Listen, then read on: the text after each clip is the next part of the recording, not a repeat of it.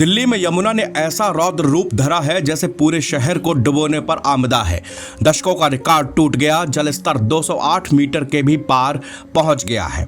हालांकि राहत की बात यह है कि बीते 2 दिनों से दिल्ली में बारिश नहीं हुई, जिसके बाद जलस्तर में धीमे धीमे कमी आ रही है।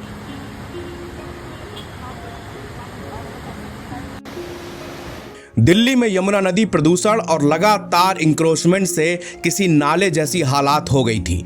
अब वह इतना विकराल रूप ले चुकी है कि पूरे दिल्ली में त्राहिमाम त्राहिमाम मचा हुआ है।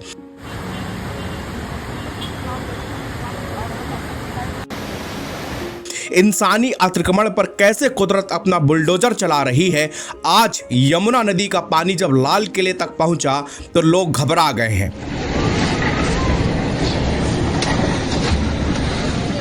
लेकिन आपको बता दें कि मुगल काल में यमुना नदी किले के अंदर से बहा करती थी।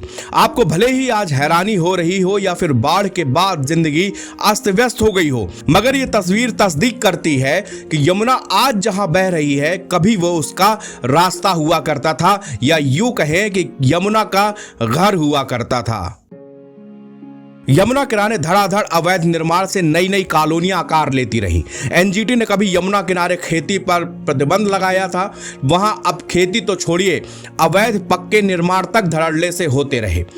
दिल्ली डेवलपमेंट अथॉरिटी ने 2020 में एनजीटी को एक रिपोर्ट सौंपी थी, जिसके मुताबिक यमुना में फ्लड प्लान में करीब 960 हेक्टेयर जमीन पर अतिक्रमण हो चुका था। यहां तक कि सरकार भी यमुना के आंचल में निर्माण से नहीं हिचकी। यमुना बैंक मेट्रो स्टेशन हो, कॉमनवेल्थ गेम विलेज हो, मिलेनियम पार्क बस डिपो हो, इसके जीते जागते सबूत हैं।